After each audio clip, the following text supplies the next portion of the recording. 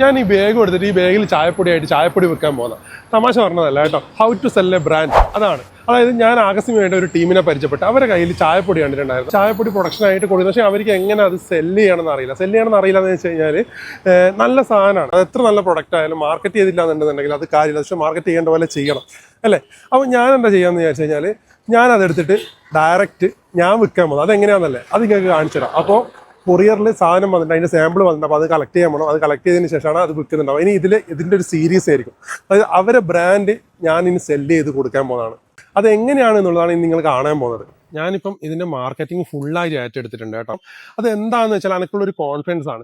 കാരണം ഞാൻ ഇവരുടെയൊക്കെ പോയിട്ട് ഇവരെ പ്രൊഡക്ഷനും ഇവരെ സാധനങ്ങൾ ടേസ്റ്റ് ചെയ്ത് നോക്കലും ഒക്കെ നോക്കി. അതിലെ ക്വാളിറ്റിയും ക്വാണ്ടിറ്റിയും ഒക്കെ ഞാൻ നോക്കിയിട്ടുണ്ടായിരുന്നേ. ജെന്യുവൻ ആണ്, മീൻസ് നല്ല പ്രൊഡക്റ്റ് ആണ്. യൂസ് ചെയ്തിട്ട് നോക്കിയിട്ട് എനിക്ക് അത്ര ഇഷ്ടമായിട്ടുണ്ടായിരുന്നു. അപ്പം ആ ഒരു കോൺഫിഡൻസ് ഉണ്ടല്ലോ, ആ ഒരു കോൺഫിഡൻസ് ഉള്ളത് കൊണ്ട്, അതായത് നമ്മളൊരു പ്രൊഡക്റ്റിൽ നമുക്ക് കോൺഫിഡൻസ് ഉണ്ടായാൽ മാത്രമേ നമുക്കത് മറ്റൊരാൾക്ക് സെല് ചെയ്യാൻ പറ്റത്തുള്ളൂ. അപ്പോൾ അതുകൊണ്ട് മാത്രമാണ് ഞാനത് ഏറ്റെടുത്തിട്ടുള്ളത്. ഇനി ബാക്കി എൻ്റെതായ വഴിയിൽ ഞാനത് ശ്രമിച്ചു നോക്കാൻ പോകുന്നതാണ്. അപ്പോൾ ഞാൻ ആ ഓർഡർ സാമ്പിൾ വന്നിട്ടുണ്ട്. അപ്പോൾ അതിൻ്റെ പാക്കറ്റ് കളക്ട് ചെയ്യാൻ പോകുന്നതാണ്. എന്നിട്ട് അതിന് ശേഷം സെല് ചെയ്യുന്നത് നിങ്ങൾക്ക് ഇനി ഓരോ പാർട്ടായിട്ട് നിങ്ങൾക്ക് ഇതിൽ കാണാൻ പറ്റും. Okay, how to sell a brand. ഒരു ചായപ്പൊടി വിൽക്കാനായിട്ട് ഞാൻ ഈ ബാഗ് എടുത്തിട്ട് ഇറങ്ങാൻ പോകുന്നതാണ്.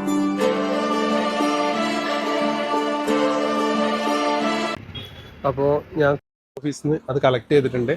ഇനി ഇത് നാളെ മുതൽ വിൽക്കാൻ ഇറങ്ങുന്നതാണ്. സാമ്പിളാണ് ഇപ്പം കയ്യിലുള്ളത്. ഇനി ഓർഡർ എടുക്കണം. അത് എങ്ങനെ ഓർഡർ എടുക്കാന്നുള്ളതാണ് ഞാൻ നോക്കാൻ പോകുന്നത്. ഡയറക്റ്റ് മാർക്കറ്റിംഗ് ഞാൻ ചെയ്തു കൊടുക്കാൻ പോകുന്ന ഒരു ബ്രാൻഡിന് വേണ്ടിയിട്ട്. അതാണ് കഥ. ഇറങ്ങാൻ പോകുന്ന സമയത്ത് എന്തൊക്കെ സംഭവിക്കും എങ്ങനെയാണെന്ന് അറിയില്ല. അത് പറയാൻ കാരണം വേറെ ഒന്നും കൊണ്ടല്ല. കാരണം എവിടെ നിന്നൊക്കെ റിജക്ഷൻസ് വരും, എവിടെ നിന്നൊക്കെ ആട്ടിപ്പായിക്കും, എവിടെ നിന്നൊക്കെ സ്വീകരിക്കും, ഒന്നും അറിയില്ല.